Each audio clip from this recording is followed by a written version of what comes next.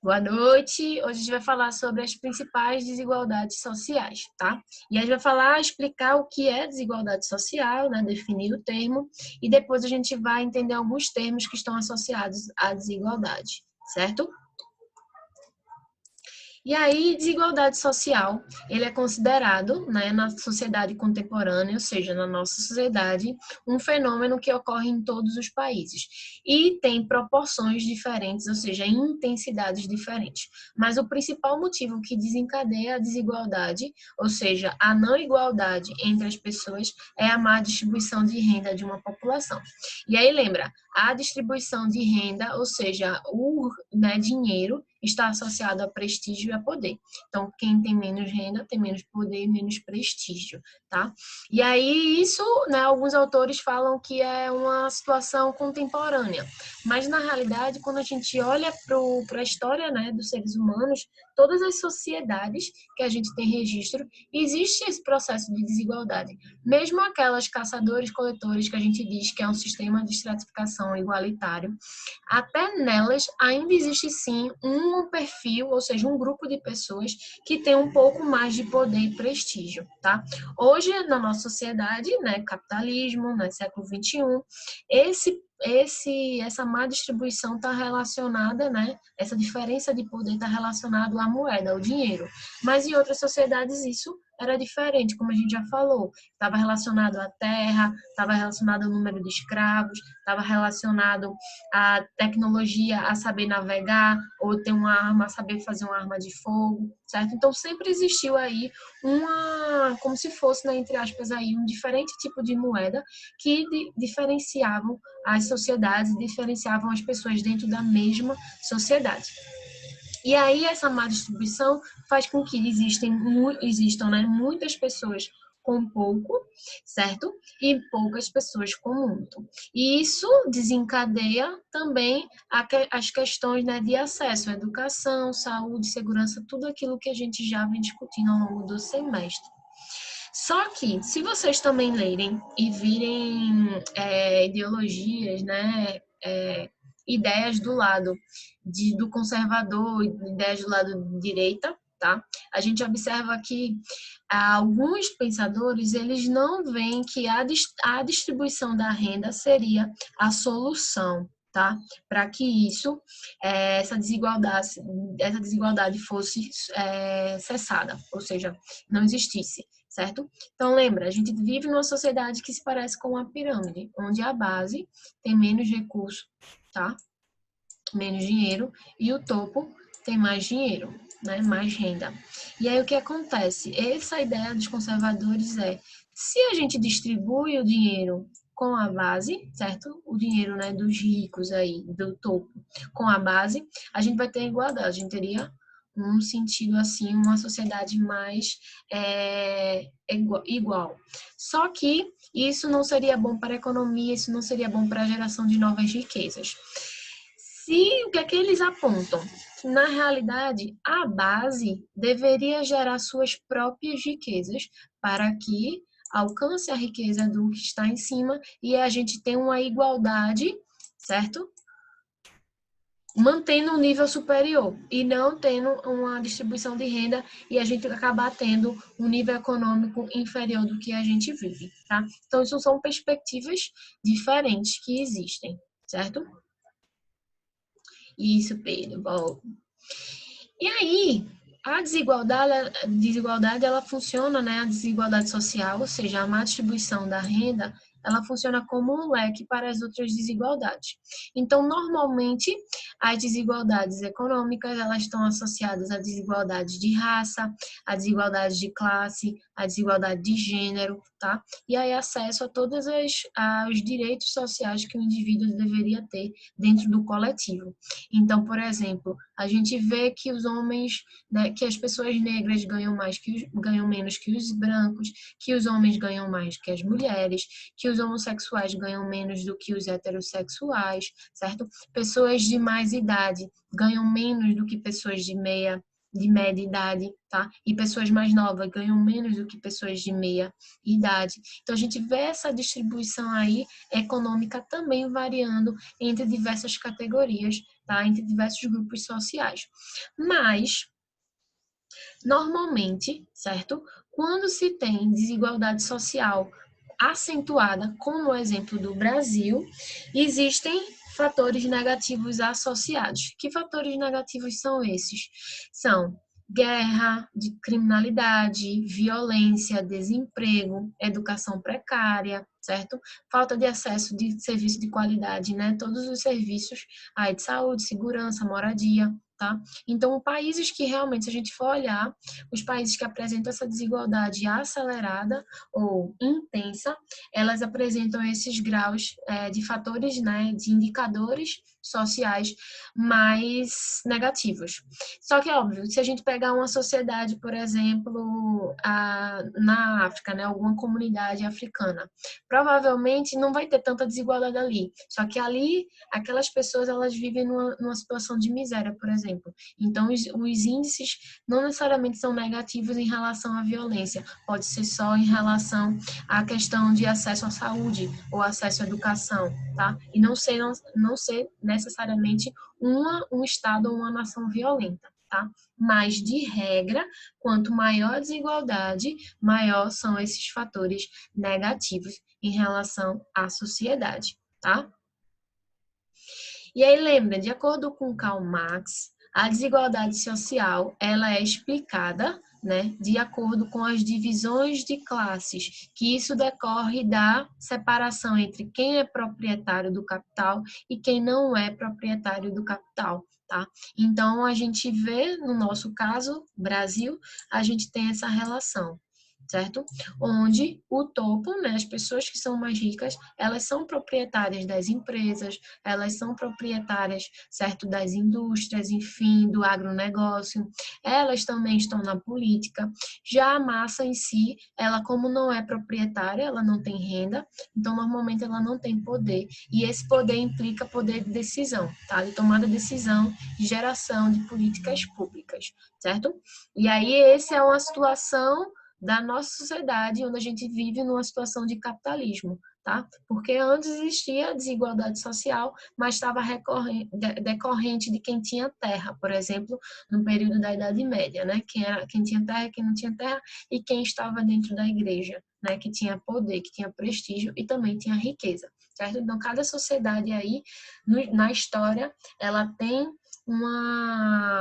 um ponto, né, de desigualdade, o que vai fazer esse desequilíbrio.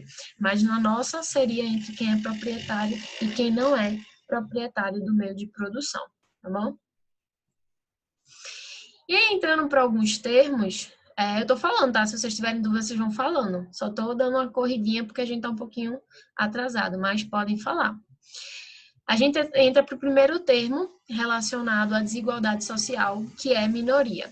Não sei se vocês já viram, mas eu já na internet um tempo atrás aí estava circulando no WhatsApp um vídeo de uma influencer, né, digital influencer, que ela estava falando que se são minorias, a gente, por viver numa sociedade de democracia, elas não deveriam ser ouvidas. Quem deveria ser ouvido seria a maioria, porque vivemos numa sociedade democrática. Só que minorias não definem números, tá? Minorias são pessoas que têm menos controle e poder pelas suas próprias vidas. Ou seja, é um grupo de pessoas que não conseguem ter voz ou decisão política, porque elas têm menos riqueza, menos poder e menos prestígio.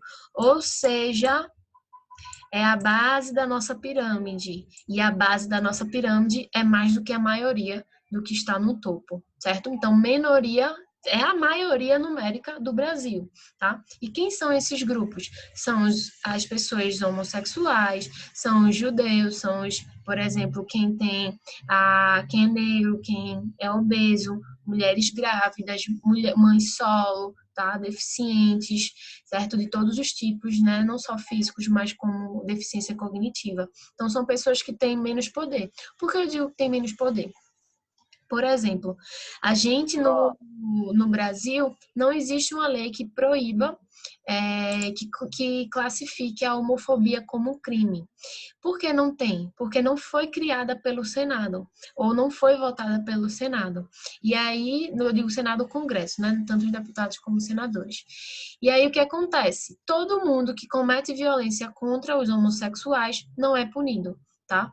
E aí, devido a esse processo lento da Câmara dos Deputados, o STF ele considerou a homofobia um tipo de racismo e já existe a lei contra o racismo há 30 anos no Brasil. Então, com isso, pessoas que cometem ações homofóbicas, elas caem nessa lei e podem ser punidas e podem ser julgadas. E aí eu falo, por que então não existe essa lei? Porque ele é minoria, são minorias. E essas minorias, elas não têm decisão política, tá? Precisa de realmente muito movimento social para que chegue, tá, a decisão e ter uma eleição votada, uma lei votada, alguma coisa de instrumento que proíba essas ações de violência contra esse grupo, tá? Professora, mas no caso ele não já se enquadra em racismo? Então, Tipo, hoje tem se que ter uma lei enquadra. específica? Ele hoje se enquadra, mas a lei de racismo ela está associada a mais associada à raça, entendeu? À origem. E o É, homossexual não tem nada a ver com raça nem origem, né? É mas, uma condição. Oi? mas não é tipo, ele não é implantado lá? Tá, Não ele é tá tipo. como um quebra-galho, entendeu? Ele precisa de uma lei exclusiva para isso, porque ele foi um instrumento jurídico feito pelo STF, né? Pelo o Supremo Tribunal, para incluir, para que possa, como uma forma de As controle penas seriam social, diferentes, caso isso entendeu? acontecesse. As Para que penas isso. seriam diferentes. Ô, Denis, tá falando comigo ou tá falando com alguém? Com a senhora, as penas, as penalidades Sim. seriam diferentes caso isso acontecesse? Sim, provavelmente seriam mais agravantes, né? Porque a gente tem além dos negros também serem a classe social o grupo racial que mais sofre violência no Brasil, o homossexual também. E aí tem intensidades diferentes, né? O negro, apesar de sofrer violência, ele ainda tem posição no mercado, ele já tem um certo reconhecimento social. Já os homossexuais, eles ainda têm que lutar muito para ser reconhecido mesmo como profissionais, como pessoas que têm direito à dignidade, à vida, têm direito a casar, têm direito à família. Então, eles ainda têm muita coisa em termos de direitos sociais que eles precisam, né? E até políticas públicas, por exemplo, entendeu? Voltadas para eles. Então, a gente não tem. E aí, por isso que precisa de uma lei exclusiva, de um tratamento exclusivo. Mas enquanto não se faz, ainda bem que hoje, né, acho que é desde 2017 que isso foi aplicado. E aí é possível cair, né, na pena, num processo de crime. Só que, mais uma vez, o crime só é julgado se existe denúncia, né? Se não existe denúncia, a gente aquele que comete o crime, ele não é julgado e nem pode ser punido. Então, se também não existir a denúncia, né, ou a queixa-crime, também não adianta de nada. Mesma coisa de Maria da Penha. Não adiantava só ter uma lei para proibir, né, a violência contra a mulher, se a mulher ela não denuncia. E aí depois a lei mudou, né? A mulher ela denuncia, mas ela não pode mais voltar atrás, porque ela mesmo, né, denunciando, ela ainda poderia, muitas delas retiravam a queixa. E aí o processo não ia para frente. E aí hoje o estado mudou a lei.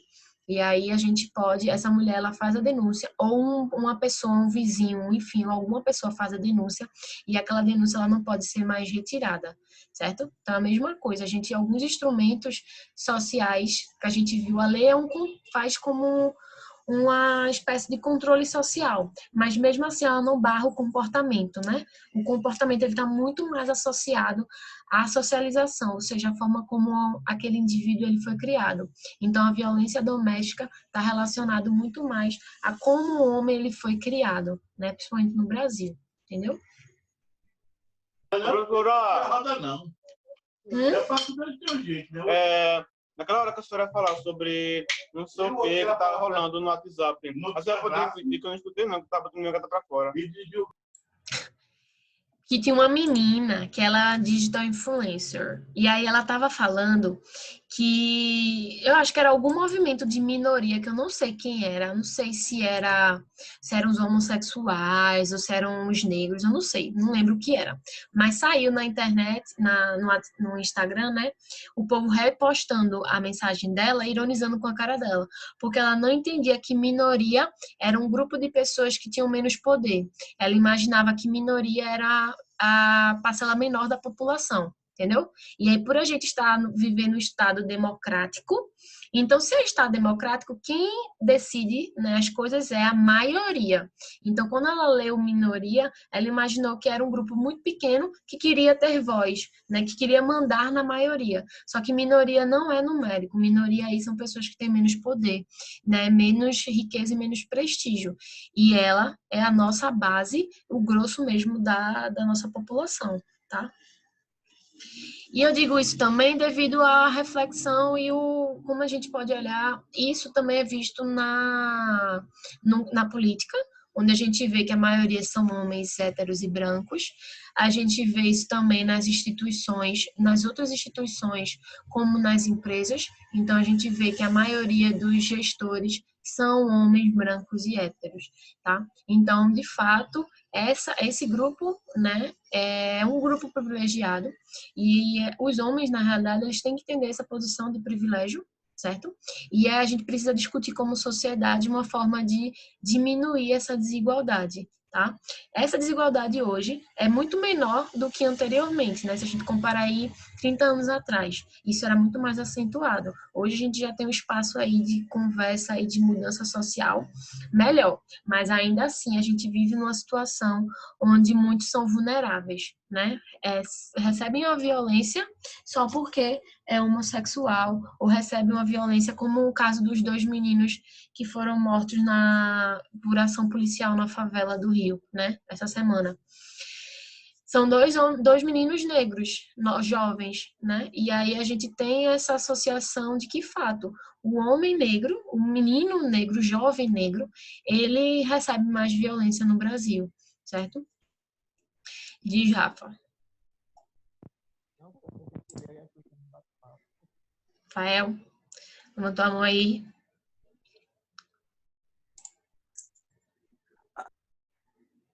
Vai falar ou não vai falar? Eu ia falar no chat, aí eu cliquei na mão sem querer. Ah, sim, então fala aí. Que é esse maconheiro aí que falou agora? Menino. João, não foi? Vai, Rafael. Foi o João, não foi? João? Sim, Não os foi dois, né? João Pedro, não foi? E teve outro depois. Não, eu só vi o de João e achei um absurdo. É Teve tipo, ele e teve o de outro logo depois, no outro dia, que ele estava distribuindo utensílios, né? Cesta básica, enfim, na comunidade e a polícia chegou também atirando em tudo, né?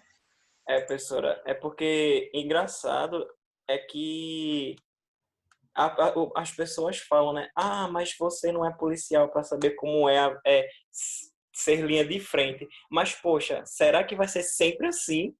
Será que vai Isso. ser sempre assim? E, tipo, Mas, vai dar a mesma desculpa? qual é o problema? A violência, ela tem os dois lados, né? Da vítima e do agressor.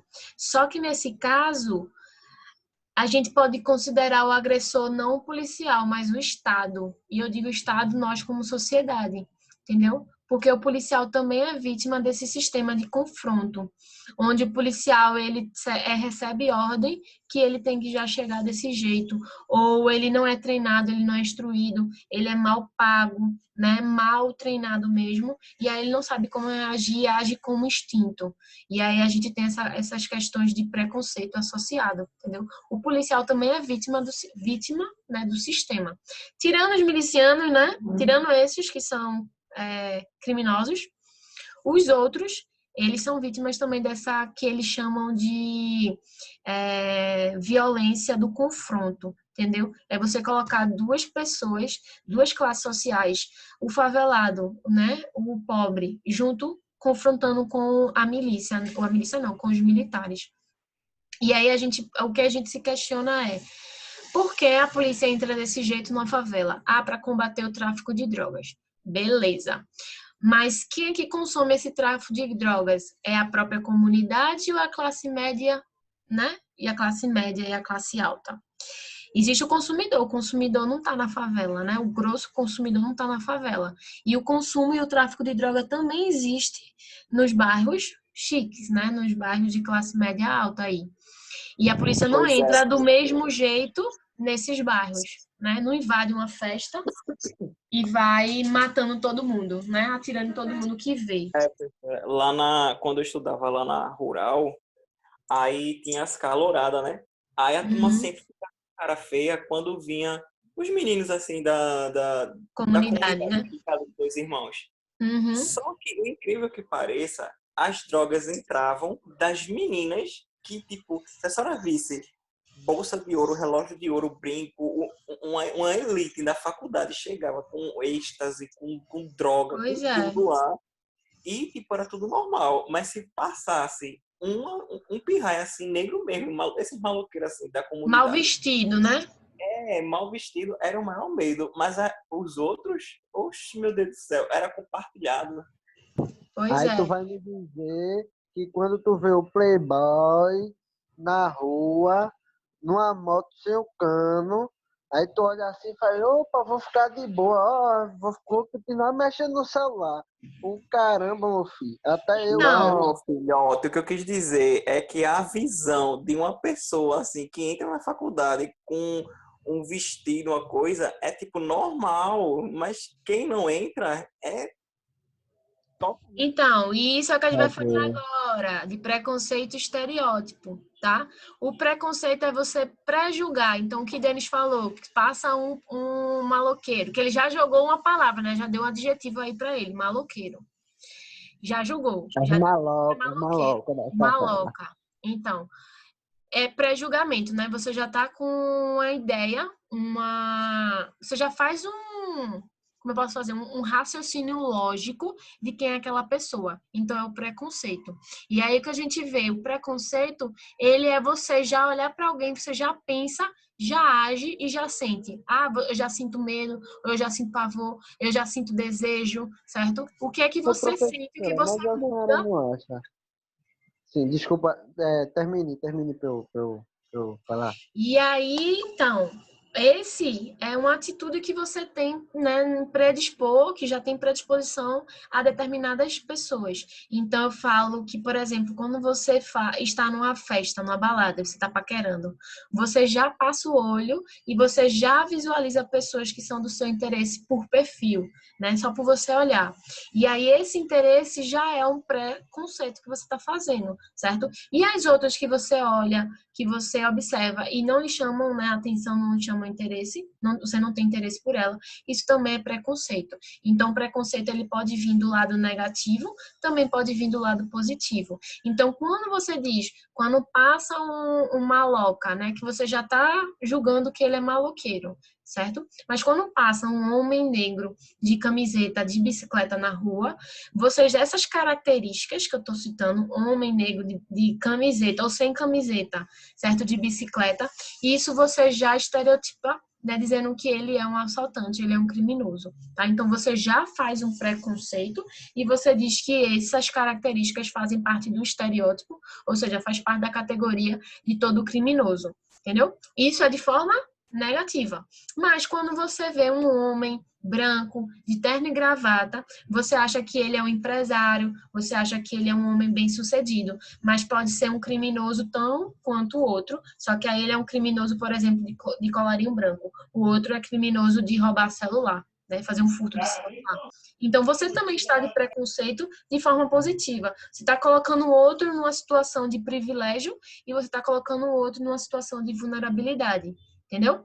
Professora, em relação ao que eu falei. Você entendeu ou você só fingiu que tá me ouvindo e agora vai falar outra coisa? Oi? Você entendeu o que eu falei? Não, entendi. Só que é o que eu vou lhe falar agora. Um exemplo. Hum. O estado do país, assim, o, como a gente se encontra hoje, a violência que está, do jeito que está, a senhora não acha, eu não digo só pelas características de estar vestido como um maloqueiro, de camisa da jovem, não sei o que e tal, mas pelo fato de você, vamos supor, para mim, e eu acho que para muita gente que volta para casa de ônibus, da faculdade. Você desce de 11 horas da noite, se você vê qualquer pessoa, ele pode estar de terno e gravata no meio da rua, sentado numa calçada sozinho, você vai ficar com medo. Porque é o natural da gente, porque o social de hoje, o modelo social é um modelo violento. É um modelo social, não. A nossa sociedade, né? Ela é violenta. Então, isso é um pré-julgamento, assim, eu não... É como se fosse um sistema de defesa seu. Entendeu? Sim, Porque hoje você sai de casa, você não sabe se você vai voltar vivo, vai voltar morto, se vai voltar com o celular. sim. Hoje você paga seguro, paga tudo para poder ter alguma coisa e ter alguma segurança. Sim, mas sua ideia de insegurança vem do Estado não ser seguro, beleza, concordo, mas isso vem da associação que o Estado não é seguro porque existe o criminoso e esse criminoso tem essa característica, entendeu? Por exemplo, para você, um homem com essas características, você tem medo, certo? Para mim também, eu tenho medo, tá? Mas, por exemplo, você não tem medo de ser abusado sexualmente por nenhuma pessoa que quando você está andando na rua. Eu já tenho esse medo. E esse é da violência do país e da forma como eu fui ensinada de eu precisar ter cuidado com todos os homens que se aproximam perto de mim. Entendeu? É, realmente. Entendi. Então, essa ideia de violência, ou a violência existe, certo? Não É. podemos dizer que não, ela existe. E ela está associado principalmente à desigualdade social, tá? Certo.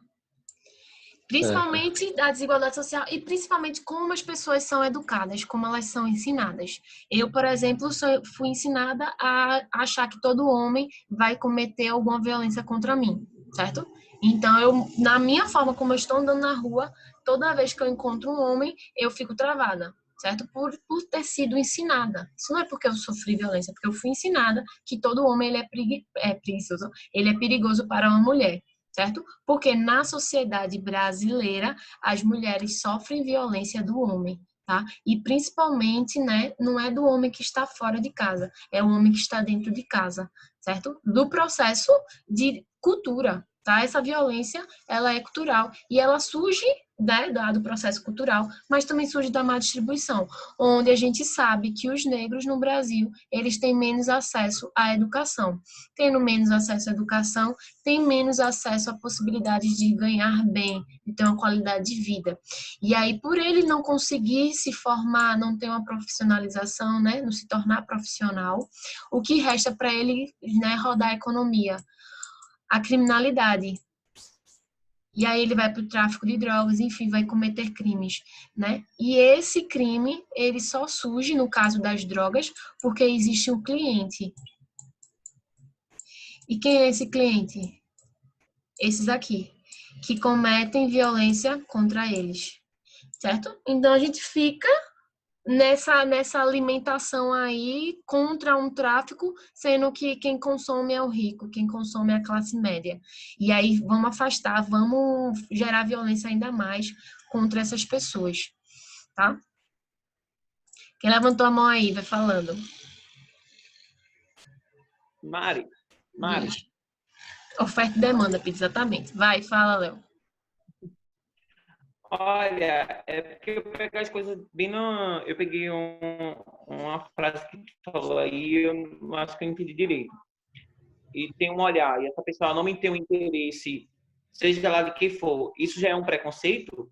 Sim, porque você já está atribuindo a ela, você já está atribuindo se vai ser favorável ou não a ela. Tá bom. Era só isso Entendeu? mesmo. Obrigado. É tipo aquele exemplo de sala de aula. Você olha uma pessoa que ela tá sentada com aquela cara feia, enjoada, e você já diz que ela é chata e não presta. Mas quando você faz Isso. amizade, vê que ela é uma pessoa boa. Isso, exatamente. Você tá fazendo o pré-julgamento, então isso é preconceito, tá? A gente só acha que preconceito é com os negros, né? E na realidade sim, tem, mas a gente também tem um julgamento positivo. Então a gente diz, por exemplo, que pessoas de olhos claros são mais bonitas, pessoas brancas e altas e magras são mais interessantes, mais charmosas. Isso é preconceito, você já está pré-julgando de acordo com as características físicas. Mas, Aquela pessoa. professor,